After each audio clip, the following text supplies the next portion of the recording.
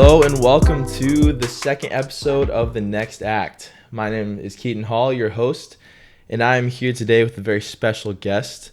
Our guest is a former Division II baseball player at Palm Beach Atlantic University, where he was a 4-year starter, had a career batting average of almost 300, a near perfect career fielding percentage, one of the head strength and performance coaches at Pinnacle Performance in Atlanta now, and is a certified nutritionist. Ladies and gentlemen, welcome my roommate and one of my favorite people I've met since I moved down to Atlanta, Jake Summey. Jake, thank you for being on the podcast. Keaton, thank you. Thank you for having me. You mentioned a near perfect fielding percentage, but it's hard to make errors in the outfield. So, hey, it's near perfect is near perfect. Yeah, I'll take it. There's still a lot of things that could happen if you don't do things right in the outfield. So, I mean, it's nothing to shake your head at. It's true. But I see what you're saying as well. We have a lot of friends that are baseball players, and I think Jake would argue that infield is slightly more difficult in terms of the plays you have to make, but yeah, outfield is still significant in terms of what could go wrong if there is an error. Sometimes. So, so like I said, he has become one of my favorite friends and people that I have met since I moved down to Atlanta. We are coming up on almost a year of being roommates along with our cousin Kobe, and we have at least one more year to go since we just signed a new lease and are here till December. 12 more months. 12 more. It's a shout out to the Vinings area. I mean, it's going to be nice to hopefully be within walking distance of the Braves again next year. Oh, yeah. Can't wait for summertime. Get to see it's already too cold, man. Get to see them defend their title. Oh, yeah. The Florida roots. It's getting a little cold now. Yeah. But this is one I'm very excited to get into and learn more about Summey's story. So let's get right into it. So like we've mentioned, you were a baseball player growing up. Were there any other sports that you played? So before baseball was soccer, and I was like 5. Nice. And I was a beast. Well, yeah, you showcased that in our Monday Night Leagues here this past year. That was after not playing from 5 years old. That's fair. But, I played soccer when I was 5, started baseball when I was 7, never even played t-ball, so it just came naturally to me. Nice. Played rec sports like basketball and football. Football just twice. I played lacrosse in middle school. Nice. And then I stopped when I got to high school, and when I got to high school, I just played baseball. And that was it all the way through college. So would you say kind of around high school age is when you kind of fell in love with baseball and knew that you wanted to play at the next level? No, so I fell in love with baseball the first time I played it because I was actually really good at it. Okay. I didn't even play t-ball, and I went straight to coach pitch. Mm-hmm. And, not even swinging a baseball bat, and I was hitting inside the park home runs when I was 7. So I kind of fell in love with the home runs there. Mm-hmm. And that's when I knew I wanted to play baseball. Nice. Mainly because I was good at it, but I also really loved it. So it worked out really well. So when I was like 7 to 10, that whole prime time age of, that's when my dreams really started to come out. Awesome. Of wanting to play. Yeah, definitely. I only got up to machine pitch with baseball. So it was not even coach or kid pitch yet, but it was like the level right before. Like you knew where the ball was going every single time. Exactly. And we still had kids that managed to strike out with that at our age. That's incredible. I've never heard of that. Machine pitch. Yeah, it was. So I played t-ball and then went up to machine pitch, which was like the next level in our rec league. And then after that, it would have been travel ball. They juice that machine up and scare you guys? Sometimes. That's funny. Sometimes, but it was definitely, we may or may not have had a super team and kind of wrecked kids. Jake and Kobe were actually on it like a year or two. Really? Yeah, with some of our friends back in Michigan. Wow. So that was a good time. Yeah. But yeah, it's always nice, like you mentioned, when you love the sport that you happen to be really good at. Yeah. And that's typically when you find a lot of success. It's when you can match that passion with ability. Yeah. And I was actually pretty good at lacrosse too. So I had to decide, even though I'd only played lacrosse 2 years, I kind of had to decide because they're in the same season, whether I was going to go with baseball or lacrosse. Yeah. And I was just better at baseball at the time. So I was like, I just got to keep trying with baseball. Just got to roll with what you're good at. Right. Nice. So I just stopped playing lacrosse. But I think I could have probably done something in lacrosse. Oh, Don't definitely. know what, but Definitely. No, I'm the same way. I think the same thing about football. yeah. Because, like, I loved playing football growing up. Right. We would always play. We played flag. Yeah. I played 1 year of tackle, and then after that went straight to basketball because it was almost in high school. But that's something that I always kind of look back at and think, wow, I maybe could have been a really good slot receiver just because I played tight end and quarterback and linebacker. And, well, also context with that. The year I played tackle, it was on a 7th and 8th grade homeschool team. And we had 13 guys total for offense and defense. Okay. So it was Tiring. a little bit both defensive and offensive player. Jeez. Kind of like a Charles Woodson or Jabril Peppers almost. Jeez. But yeah. I mean, I love football too, but I was a small guy. Yeah, I played when I was 10, and we played in the rec league, and I was actually the running back. You want to guess how many carries I got that season? 5. 1 carry. 1 for 30 yards. How'd they not give it to you after because that? the quarterback's dad was the coach of the team. Bootlegs. Every play? Yep. He would play action me, bootleg to the right. I'm gassed. Get back in the huddle. Bootleg to the right. Hey, fake the handoff to me.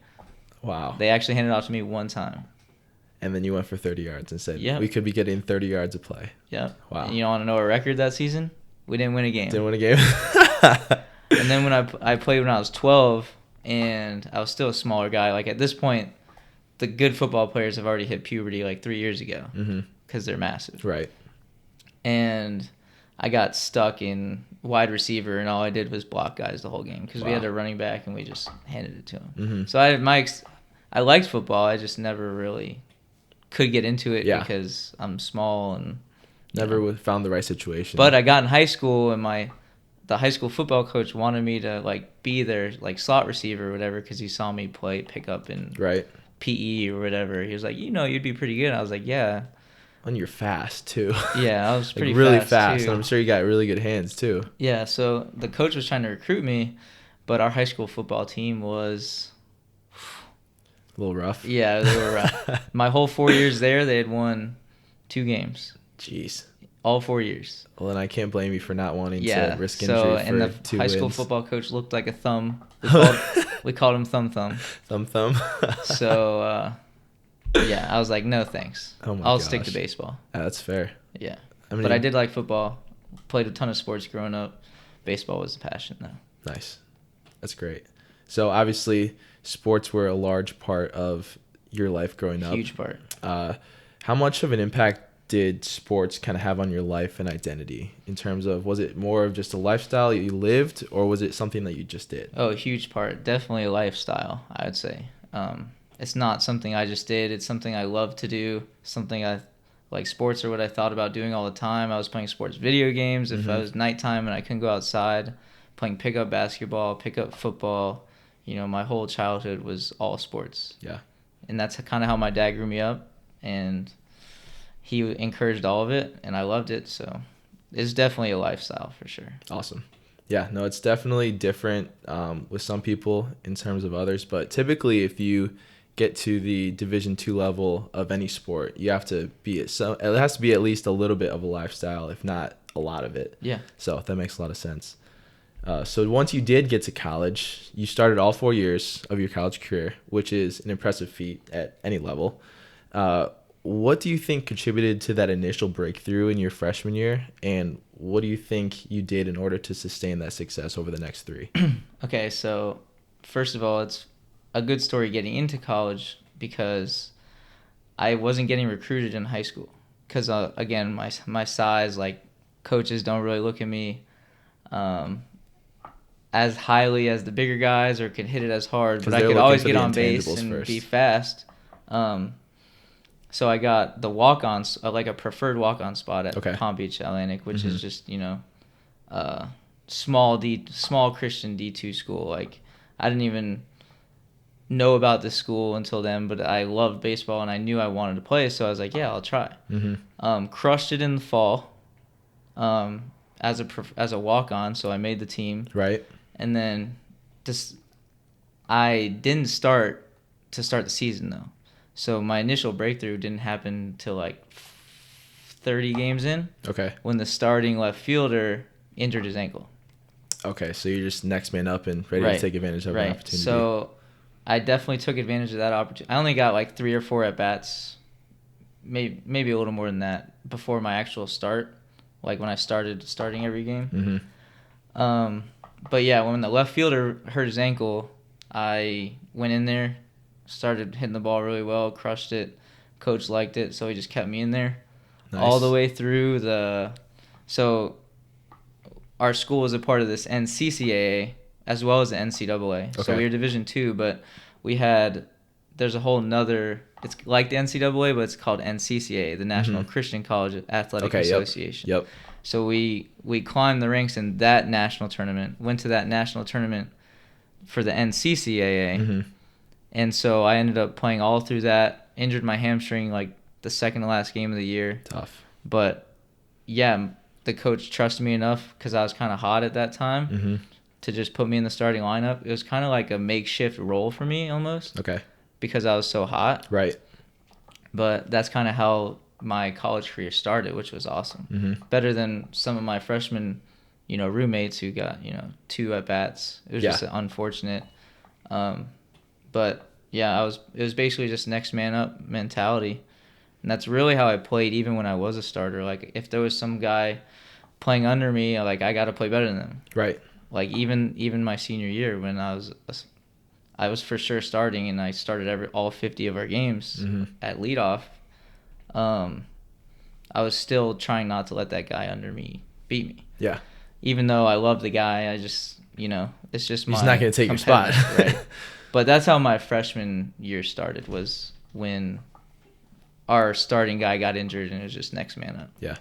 No, it's definitely... And the rest is history after that. Absolutely. Well, that non-complacent mentality is definitely what served you, it sounds like, well, in terms of, one, getting into that initial breakthrough, just staying ready for your moment and your opportunity. Once you did take advantage of that, not kind of resting on, oh, hey, I started a lot of games, did really well as a freshman. Yeah. Now it's time to take steps. And there was a lot leading up to that too, because like I always went hard in practice. I was always trying as hard as I could. The coach knew like I was kind of ready, but there was just a senior in front of me. So it was just, and I was ready. Like as soon as he went down, I looked at him and he looked back at me. And I think honestly that might be why he put me in, because like I was like leaning over the railing, like looking at him, like I'm ready, coach. And I like was like going to get my glove, and he was like basically like, yeah, go. He almost forced his hand with it. Right. Like, yeah, for sure. I don't know if I strong armed him or not, but that's kind of what it felt like. I knew I was so prepared that I just went out there and did it. Yeah, absolutely.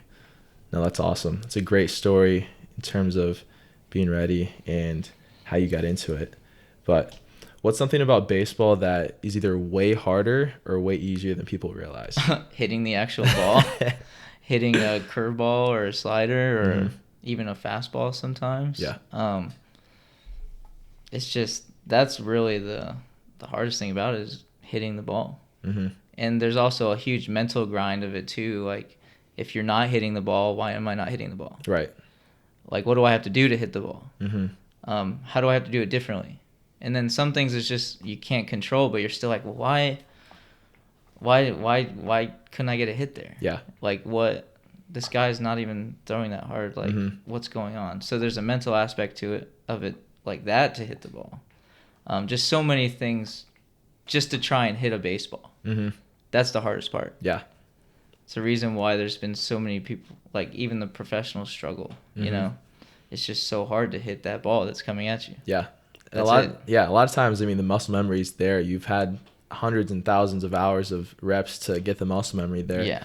But the mental side is so underrated. Yeah. Still, even after with all like the kind of research and kind of studies that have come out the past 5-10 years, even like the mental side is so tough. Right. It's like with basketball for me, kind of like you were saying, when you don't get a hit, same thing. When I didn't make a shot, why did I not go in? Right. Sometimes it would feel perfect and it would miss completely, and other times I would shoot it and it feel like it would be way off and just went right in. Right. So there's only so much you can do in terms of physical preparation in order to put yourself in a position to succeed. And then I got to the point, and I'm sure you did too, like whenever I shot the ball, if I missed it, I knew why I missed it. But Mm-hmm. even sometimes at that point in college, my last year, after years and years of doing it, there were still times where I had no idea what was going on. It's like there was a probably 6 or 7 game stretch in my last season as we were making a push to get to the conference tournament where I just couldn't hit the broadside of a barn. I couldn't hit water if I fell out of a boat. And so, like, it's just one of those things that no amount of physical preparation can change it. It's just something that happens in sports, unfortunately. That's why sports psychology is such a deal. Yeah. Because the mental aspect of it is such a deal. Mm-hmm. It's huge. I mean, and not only is it a mental grind, it's a mental grind for an entire season, especially with baseball. You got 50 games. I mean, I don't know how many college basketball games you have in a season, but I'm sure it's not a 50. decent amount. I'm sure it's a decent amount. And even the professionals, they have 162 games. They're playing for 6 months in a row. Yeah. So it's just a mental grind to get your body going. And we know your cousin, Jake, he and Cody, our friend, it's just a grind every day to try and get their bodies prepared. Yeah. And that's kind of like when we were talking about before, it has to be a lifestyle if you're at that level. Because if it's not a lifestyle and it's just something you do as like a hobby, like 1 to 2 hours a day, then you're going to burn out. Exactly. You're going to burn out, or your body's not going to be in the place it needs to be. Your mind's not going to be in the place it needs to be in order to be consistent and sustain that grind that it really is. Right. Yeah, absolutely. See, this is why I love talking to other athletes, because there's so much, even across different sports, like that we can relate to. Yeah, we relate to the same things. Mm-hmm. It's just a grind. This is the best way to describe it. It's just a grind. No pretty word to say it. It's just a grind. Grind, period. Got to get through it. So tell me about a moment in your career that you wish you could go back and relive. Talking about that freshman year playoff run that we had, even though it wasn't the actual NCAA playoffs, it was big enough to where I was a freshman. I didn't really know what was going on, but I was a part of this great team, and the energy was so high.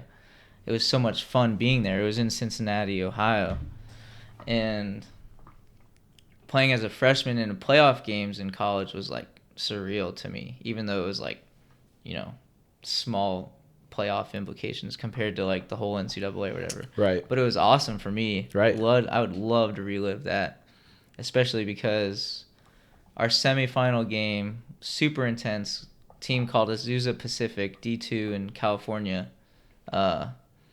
They were really good, actually, and we were playing a close game. It was 1-1. I had just made like a crazy diving play in the outfield, doubled a guy off at second, and then I got a hit the next at bat, and then tied it up, or something happened where it was a tie game, or we were up 2-1 or something. And the next inning, go out, pull my hamstring, almost on a sliding play that I almost made. So I was really upset at that. But that game, I would relive that every day. Mm-hmm. I would love that. I love that environment, that intensity. I can remember everything from the turf field to they had these weird things on the turf field where you throw them up and they like spin, and it'll tell you which way the wind. Like if you were to pick up grass and drop it and see where the wind's blowing.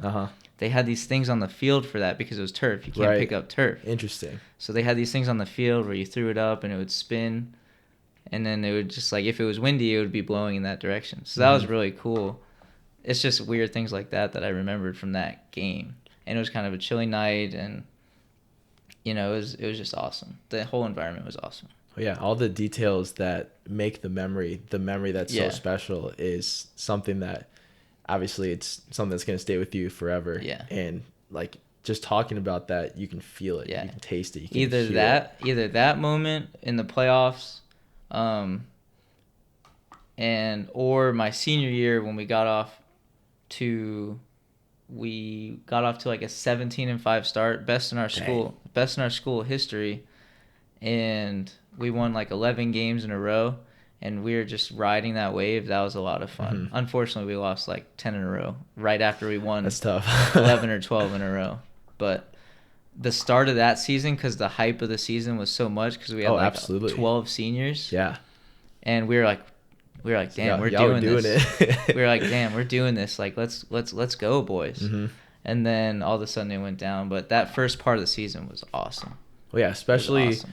the first part of it with all of your brothers that you've gone through an entire offseason grinding with, and all those early morning workouts, the 2-day workouts, all the times that you bond outside of practice, and then when you can bring it all together, like that's such an and about 10 of those feeling. guys, I had been with those guys. Luckily, we had an amazing group of guys from my freshman year that never left or transferred or anything. Mm-hmm. See, so that's rare. Yeah, it is really rare. It's really rare. So we had a lot of camaraderie there with those guys from the freshmen that I was freshman with, and then we just went all 4 years together. Yeah. And they're awesome. Like, I still talk to a lot of those guys. That's awesome. Yeah. It was awesome. That right there is extremely rare, because especially at like the levels outside of D1, because obviously D1 you're getting a full ride scholarship to go there, and a lot of times, even if it's not a situation that you're getting a ton of playing time, you're going to stay there right out your 4 years because you might not play at a different D1 school. Right. So like, for example, for me, Division III school in Indiana, I came in with, I believe, 9 freshmen in my class or something similar to that. Wow. And then that's a lot of freshmen for a basketball team. Oh, dude, at Division III, like with basketball, we would start every year with at least 25 guys. All combination of the returners from the previous year, and then all the freshmen that got recruited and the transfer that came in, just because there's no athletic scholarships. And so our coaches, they're told by the admissions team to, hey, go out and recruit all these people, and then we're going to get them for at least a semester's worth of money. Right. And then if they transfer, they transfer. If they don't, a lot of times they're going to stay there anyway, because they just started school and they like the people in the campus. But so for our team, I came in with 9 of those freshmen and transfers in my class. And at the end of the 4 years, because I was a 5th year because of medical redshirt, at the end of 4 years, it was me and one other guy. Oh man. Yeah, it was our point guard, so it was like he's one of the best players I've ever played with. But like, still seeing everyone fall off from freshman year to senior year, and then that happened every single year too. Like, there was one year, the year after, that class was like 10 or 12, and then the year after that there was 2. So like, it's such a different world in terms of when guys get, well, especially with Division III, because like the kind of stigma and stereotype is if you're going Division III, it's going to be easy and you can just play right away. Right. Well, we know that there's like, it's a grind. Competition is still there, and it's still a grind. Like, especially being at a D3 where they don't give scholarships. Yeah. It's tough. So you have to do school, or else you're going to fail. And you better love the sport you play. Exactly. That's 100% what I tell everybody when they go Division III. Like, you have to love it, or else you're gonna burn out, and you're gonna flunk out, and it has to be a lifestyle, or else just you run into a lot of things that become more difficult than your dream to still play basketball. Right. But it was always fun to kind of get the freshmen in preseason workouts when they weren't expecting it to be anything super hard, and then next thing you know, we're up at 5:30 a.m. pushing sleds, and half the guys are throwing up outside.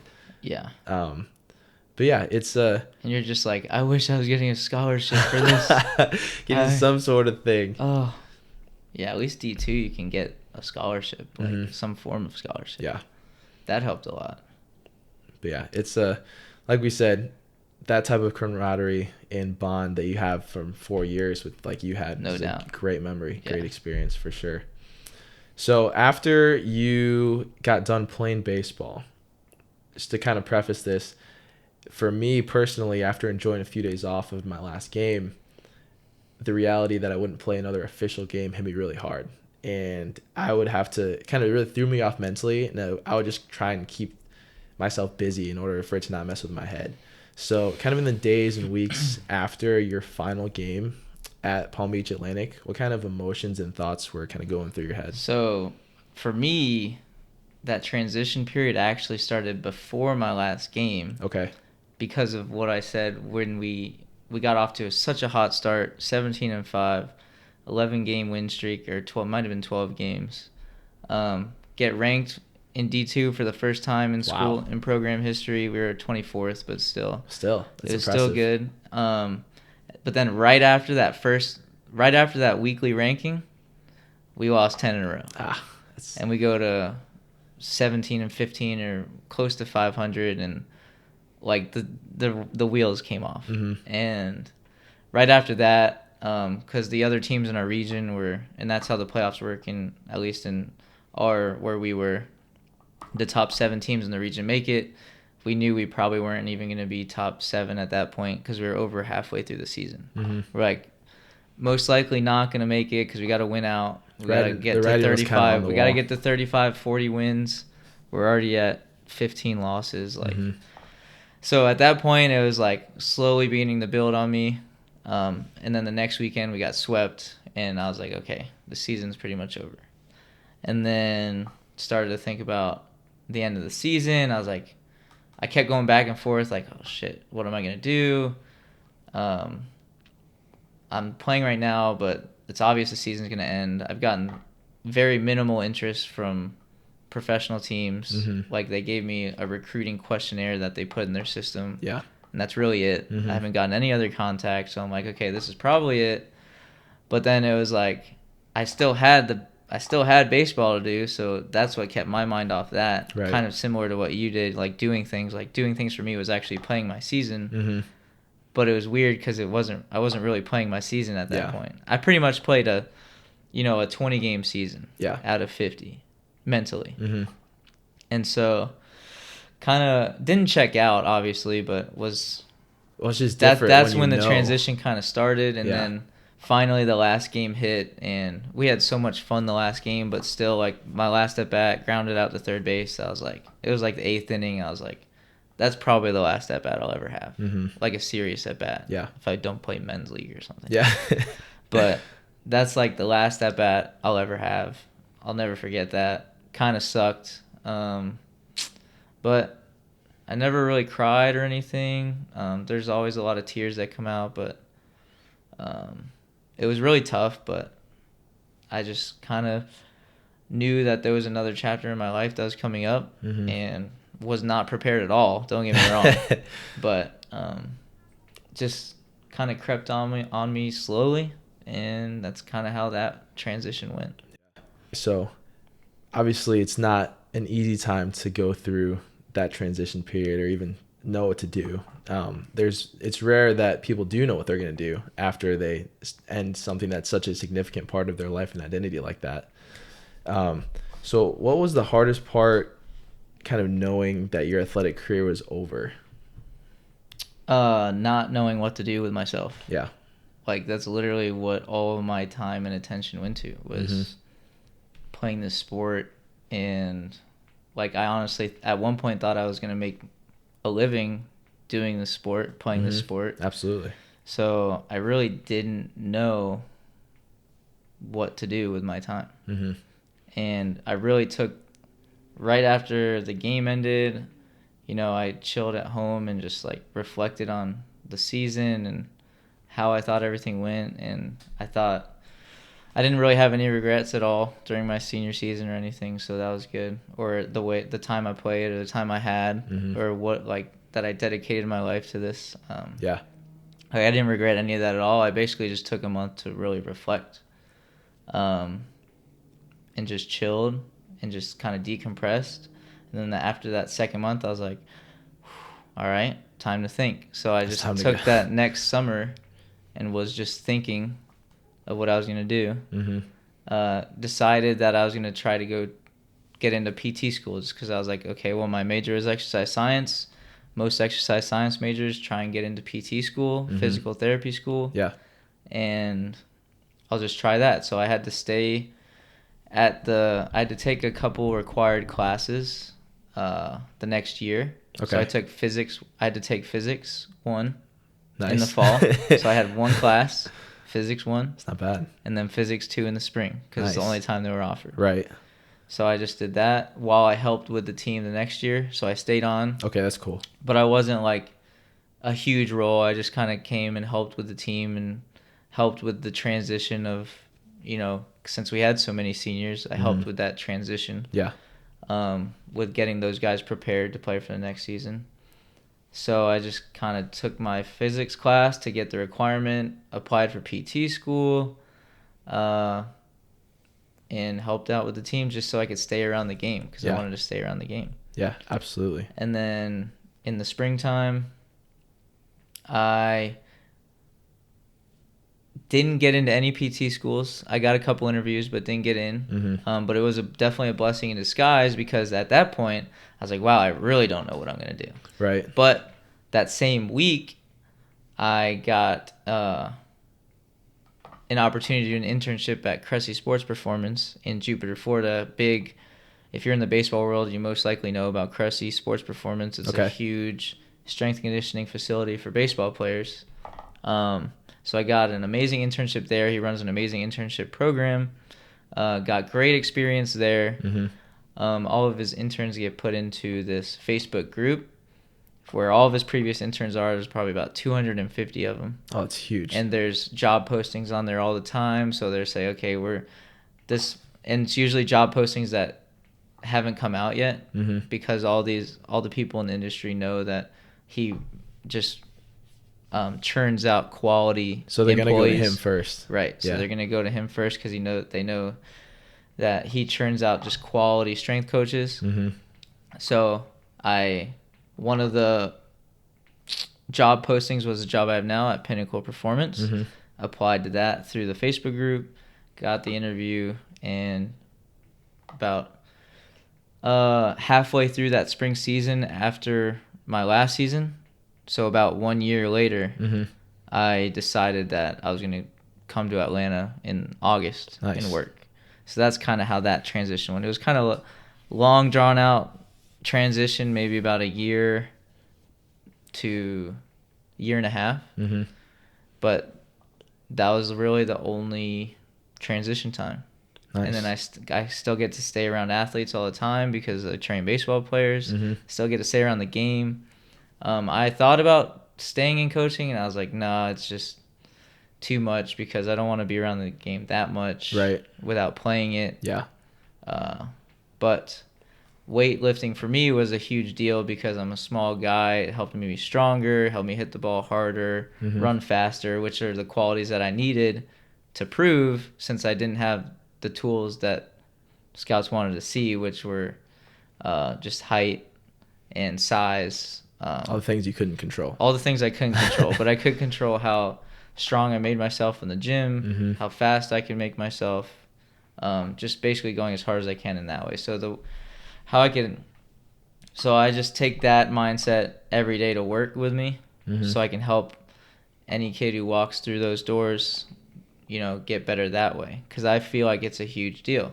Yeah. Even if you're not the most naturally gifted, you can work hard in the weight room and get faster and get stronger and hit the ball harder, and you'll get an opportunity to play in college or at the next level. Yeah, definitely. So yeah, that was that transition time from the end of my senior season to the position I'm in now. Yeah. It was kind of a weird year for me, but who doesn't have a weird year? At least a year. Yeah. Yeah, without a doubt. Some people it takes longer to figure out what they're doing, but I think I've definitely found a niche that I really love, and I'm going to probably try and stay with this as long as I can. That's great. Yeah, so that's just it, really. Nice. Now, the one thing I want to touch on that you mentioned before, after you were done, you said that you didn't have any regrets, which is huge, kind of having that closure with that chapter of your life when it was such a big part of your identity.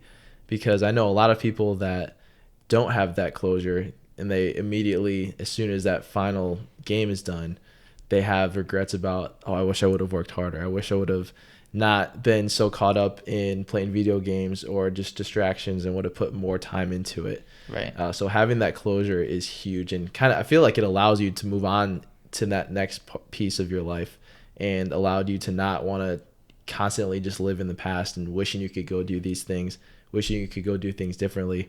And I think that definitely helped you kind of have that clarity going forward. Because like you said, it was after that month, it was like, all right, what's the next thing? What am I going to do now? Right. Yeah. And there was a lot of reflecting. Don't get me wrong. Oh yeah. But Oh, 100%. The end conclusion was, I didn't have any regrets. I loved it. It just took a whole month of just reflecting, and that was it. And that's kind of how my brain works. Yeah. I'm not gonna look in the past and say I should have done this better. I could have done this better, because at the end of the day, I didn't. I put my heart and soul into that baseball team and on that baseball field, and that's the way to be. Yeah. That is a recipe for doing everything to the best of your ability in each chapter of your life and finding success in those areas, without a doubt. What's something that you miss about baseball, and what's something that you're glad you don't have to deal with anymore?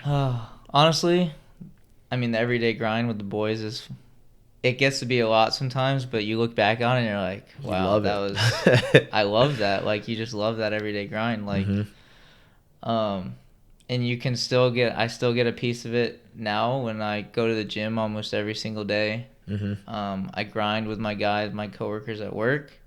I grind with the guys in the weight room. Yeah. And they've become my good friends. Like, the life is just a grind. It is. And if you fall in love with the grind, like, you're going to love life. So that's just the way I look at that. Yeah. Do you think your time as an athlete helped you cultivate that mindset, or is it something that you feel like is just part of you? That's a great question. Probably a little bit of both. Probably a lot of both, actually. It is just who I am. I'm just a hard worker. I come from a family of hardworking people, so I'm sure that those kind of genetics got passed down to me. Yeah, definitely. But being in the sport definitely, and loving the sport, helped as well, I'd say, with that. No, that's something that I always love to kind of see as athletes transition from being an athlete to their life after. I was told by coaches and like professors in college that employers love hiring student athletes just because they're able to carry that mentality with them that made them so successful in those team and individual and competitive environments, and it allows it to transfer over to their professional career, which helps them get ahead there. But at the same time, it's employers that were student athletes and understand exactly. Not exactly the employers that didn't do it and they like don't quite understand. And then they look at your resume and you're like, well, you're 24 and you don't have any experience. What is that about? And they just don't understand that. But the employers that do understand, it's like auto hire. Right. You're right. So it's different sides there, but everybody should understand what it's like. And understand that student athletes just have this personality that will just make them great workers. Yeah, hopefully. I mean, not everyone we played with was a hard worker, but for the majority of it, the ones that did. I mean, even if they weren't even naturally, if you're not they're still used to the grind like that. Right. Yeah, for sure. They understand it, and it's not like, we know. So we kind of captured your transition period over to your job at Pinnacle. What about that when you saw it in that Facebook group chat? What about that specifically kind of drew you into it? And once you did get the offer, what made you want to take that and move to a different state as opposed to trying to find something closer to home in Florida? Yeah, so I was just looking at, the first post that came up because I was ready to work. I was ready to find something in the field, and I was tired of living at home and mooching off my parents. Yeah, that's fair. I felt really bad about that, even though they were okay with it. I just wanted to start building a life for myself. So it was just one of the first posts that was put in it. Two, it was just like, as long as it was in the southeast area, like I didn't want to relocate to California or somewhere way out west. And it was in the Atlanta area, so I can kind of like be around more family. I have a lot of family from Atlanta. My immediate family is from South Florida, and that's where I grew up. But I do have family in Atlanta, so staying around them was huge. So that's just the thoughts on applying there. But when I saw the job and what the job description and being there and on the interview, it was like a very informal interview, which was awesome. He just kind of explained to me the position and basically let me run with the position. It was more of a leadership type role, which I wanted to be in. That got me going. Negotiated on a price.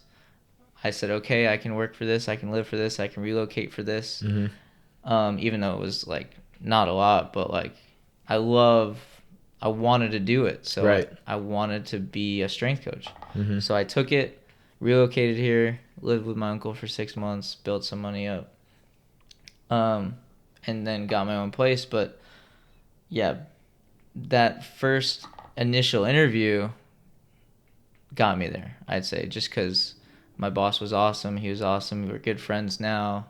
Loved the position, and that's what brought me in.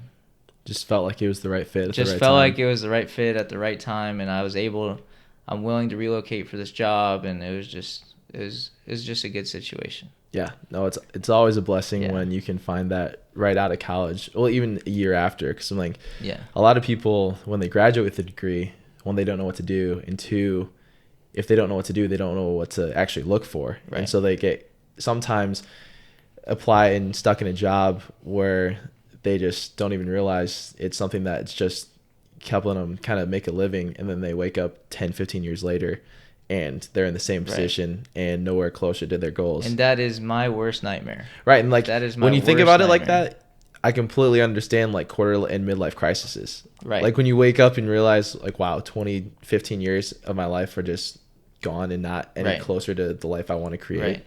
Completely get it now that I'm older. So and we figured out pretty young, I think. I'd say pretty young. Yeah. I'd say pretty young.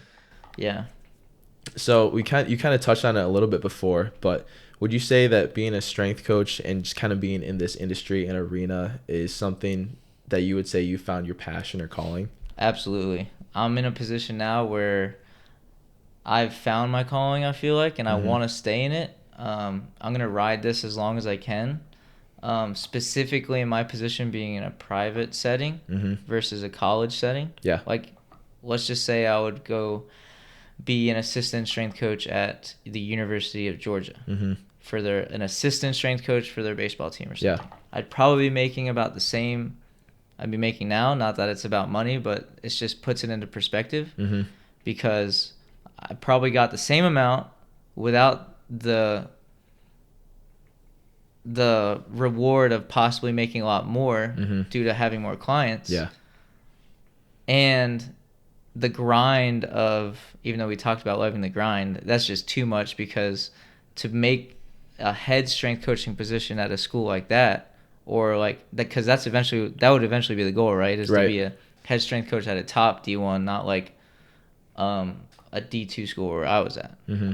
And to be able to make that position, you need like 10 years of experience. It's a lot of behind the scenes work to get into that. A lot of experience. And that's when you could dive into a deep hole of, okay, I've been 10 years into this profession and I'm still not even close to being a head strength coach somewhere else. And even when I get there, I might not be doing a good enough job for the AD to think that I should stay there. So he might just fire my ass. Yeah, it could be 10 years to get to the spot you want, and then one bad season and you're gone. Right. So being in control, which is what my job is in terms of clientele and like what I'm making, and it's just a lot more, it could be a lot more rewarding, I would say. Yeah. Financially and mentally, just because there would be a lot less stress. Yeah, definitely.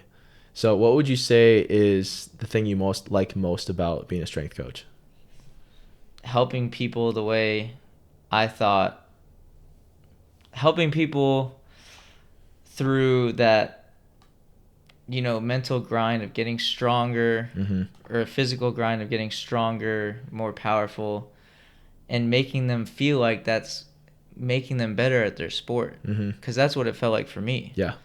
And if they feel like they're getting better that way, and they do get better, and they love that sport, why would I not want to fuel their energy for their sport? Right. The last thing I want to do is douse their fire on their passion. So like helping them with their passion, just that fires me up a lot. Yeah. And that's the main reason why I go in every day. Not because I'm making money working in a gym. It's because I'm helping these kids become better athletes, even if they might not be great athletes right now. Mm-hmm. It's weird to think about, but it's that's my passion. Oh, that's because awesome. I feel like that helped me through my career, Mm-hmm. being so small. Mm-hmm. So like you the understand that side right. of it, and you want to have the impact Exactly. on others. Yeah, Exactly. for sure. No doubt. Yeah, when you have a good incentive and kind of core to your passion, you feel like you're calling, that makes it really easy to get up and work the hours that you do. It makes it feel like I'm not working. Right.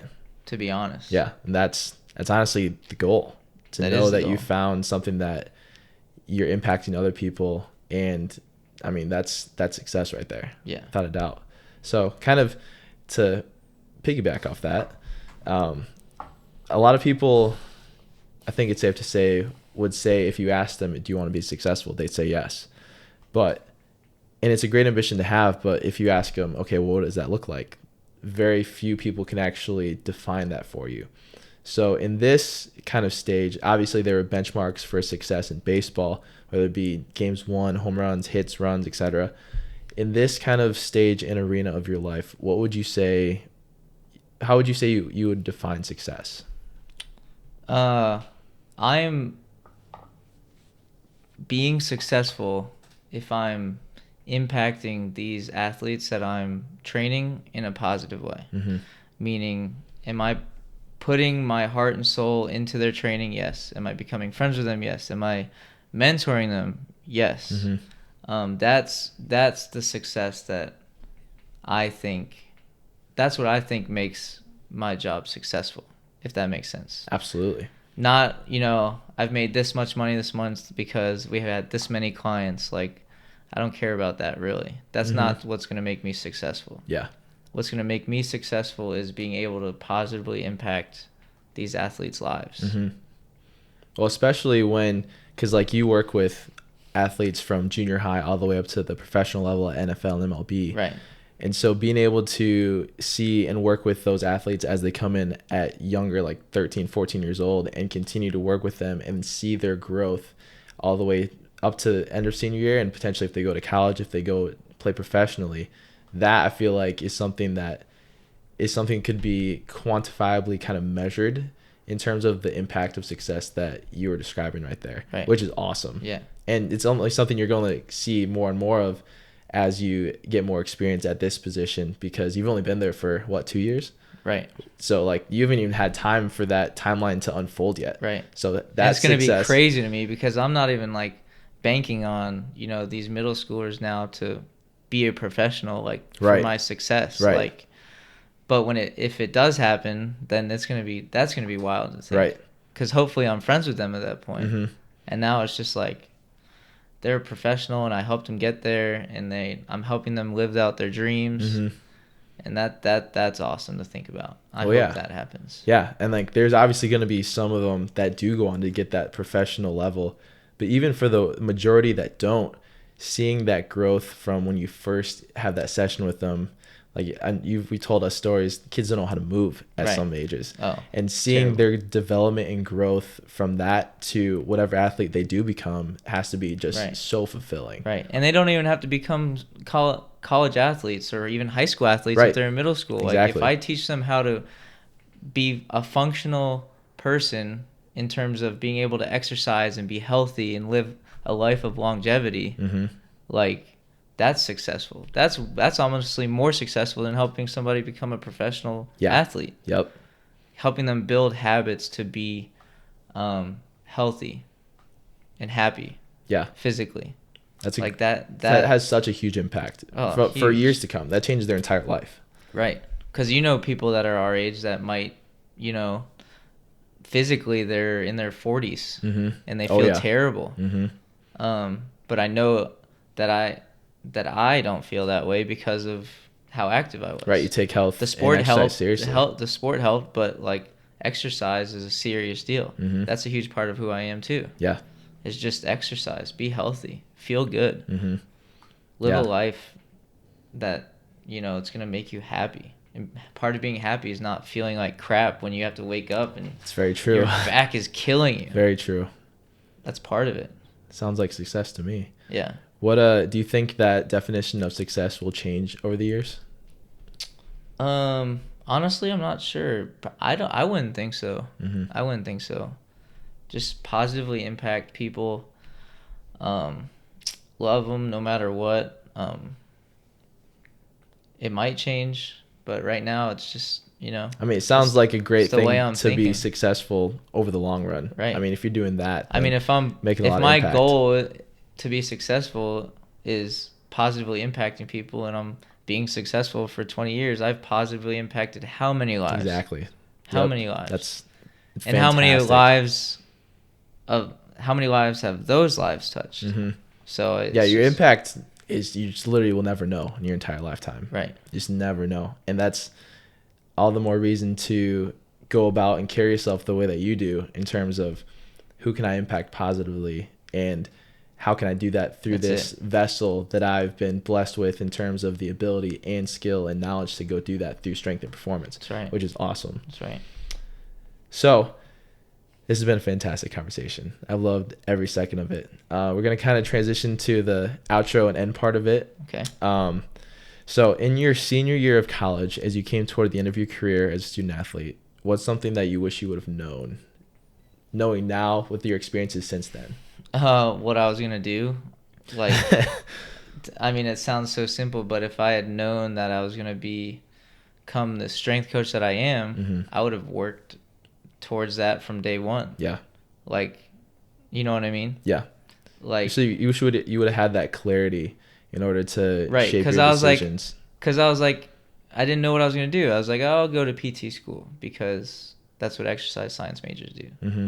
If I had known, like, I had loved the weight room. I loved working out in college. Yeah. Like, during college, I loved it. I won Mm-hmm. strength and conditioning award of the year, I think, my junior year. Dang. But, like, it never clicked to me that I could become a strength coach. Mm-hmm. It was really weird. Yeah. But that's probably one thing I would love to know. Definitely. Is that what I was going to do? Like, if I could see 4 years into the future, or 3 years, how long ago was that? I'm 26. I graduated when I was 22. Yeah. If I could see 4 years in the future and seeing what I'm doing now, I would have been like, oh, I'm pretty good at that. Let's Right. get started on that now. Right. Like, and then who knows where I could have been, but because that'd be an extra year of being the person who I am now. Mm-hmm. But who knows? Maybe without that year, it wouldn't have happened the way Exactly. it did. So. Well, then you're also, like we talked about a little bit before, you're probably a year or two ahead of a lot of people in terms of feeling like they know their passion and their calling. At least a year or two ahead. At least a year or two So, ahead. like, I mean, sometimes I feel like I'm light years ahead of people. Oh, you absolutely are. Some people are at the end of their careers about to retire and they still feel like they haven't found their calling Right. or haven't even thought about it. Right. So from that perspective, I would say you're ahead of the game in terms of the ability and the experience you're going to get Right. 10, 15 years But from that's now. just our mentality, right? Like, Right, exactly. man, if I could have this 1 year, but no, I'm only 26. Right. Like, Well, and that's part of what got us to where we are right now. Right. And what's going to continue to serve us well into the future. right. For sure. What is the best advice or some of the best advice you've received? You miss 100% of the shots you don't take. Wayne Gretzky. No, I just read that on your computer. But, treat people the way you want to be treated. Golden rule. Yeah. Can't go that's wrong the with golden that. rule. Absolutely. Just love people the way you want to be loved. Mm-hmm. That's it. Spread positivity. I love that. It's tried and true. Simple, Yeah. but it's effective. Yeah. What is the worst advice you've been given on the flip side of that? See, that's a hard answer. That's a hard question to answer because bad advice, I feel like I'm pretty good at filtering out what bad advice is. So Which is good. It's a good skill to kind of have. just goes in one ear and out the other. So I just kind of like, I don't really remember any sort of bad advice or anything. That's like great. That you love to hear that. I'm trying to think. It would but, suck if you could recall like a whole page full of bad I mean, advice. I could talk about bad advice that maybe my coach gave me about my swing, and I'm just like, Yeah, we have that. I just playing that long. I just had 4 hits last game, and you're trying to critique my swing. Like, Yeah. what kind of advice is this? Mm-hmm. But other than that, not really huge life advice. Mm-hmm. If anything, I've only gotten good advice, or at least I think it's good advice. That's good. I take it seriously. So That's good. I'm not just going to disregard advice. Right. Absolutely not. All right. So Now's the part where I recognize you for your accomplishments. Just want to take a moment to say that it's amazing what you've done up to this point, and Thank you. I'm very glad that we have gotten to know each other over the past however many months. Yeah.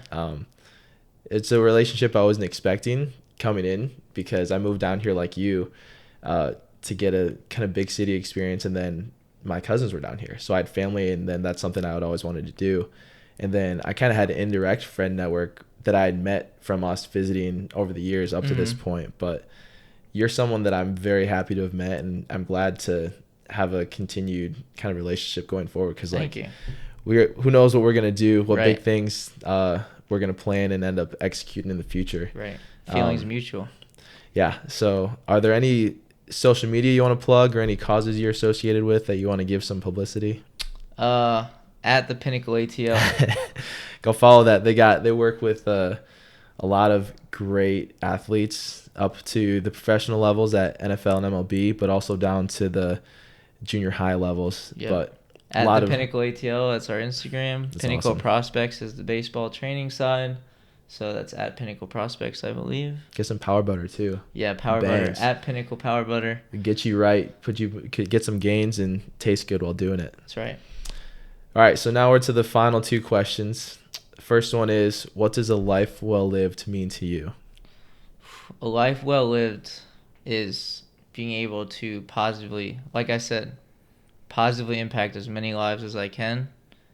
And I think that will trickle down. If I positively impact someone's life, it'll trickle down into positivity in their next generations and their generations. So I think just spread that positivity, positively impact people. That's what I would say. I love that. It's a great way to create value. All right, now the last question. So just to kind of give it a little bit of context, how do you want to be remembered? And what I mean by that is, whenever you interact with someone, whether it be your close family member or someone that you were friends with or worked with for a specific period of time, but then you don't see anymore just because that happens with life, when they think of you, how do you want to be remembered by in that capacity? I want to be remembered as the guy who had a ton of passion and love and tried to spread it to as many people as possible. That's a great answer. And that really speaks to your desire for impact and positive impact, because that's the way to do it. Those are the steps you got to take in order to do that. So, ladies and gentlemen, that is Jake Summey, the second guest on the Next Act podcast. There's a lot of guests coming up that I'm really excited about that I think you guys are going to really enjoy. So if you're listening this far, thank you, and we will see you next time. Summey, thank you again. Thank you.